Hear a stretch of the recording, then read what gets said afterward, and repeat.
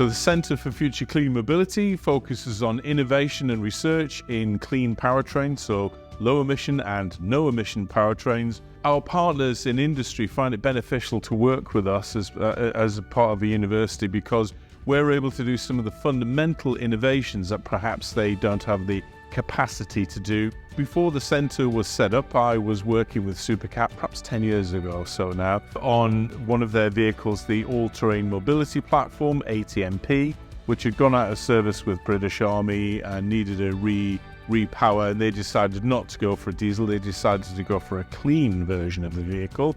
The demand for electrification of defence vehicles has grown considerably over the last few years, and some of the targets are now actually quite aggressive in terms of timescales to have electrified fleets. The benefit of working with CFCM is that they have really good combination of academic rigour and subject matter expertise with a knowledge of what works for business. We needed Supacat SC Group because they are the absolute masters of off-road vehicles. They know understand how to make those vehicles work where we don't. So this was a really good mix of skill sets and capabilities.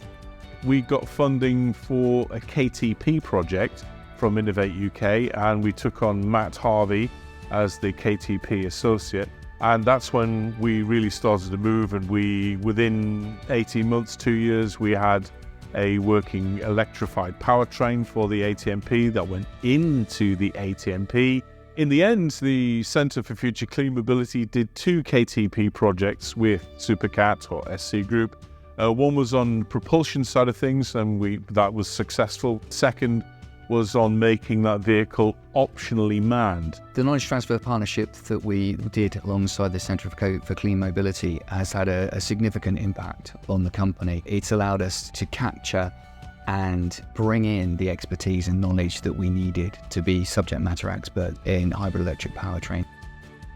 The KTP project with Supacat on the propulsion side of things won the KTP award in 2022 for Best Impact. So as a result of the 2 KTP projects with us, Supacat is now widely recognised in the UK and beyond as being absolutely leading in terms of clean propulsion in defence vehicles and autonomous operation of defence vehicles. The next steps for electrification of defence vehicles is really around looking at the wider aspects of training for operators, training for maintainers and through life support, and be able to roll changes into the vehicle as sort of operational needs dictate.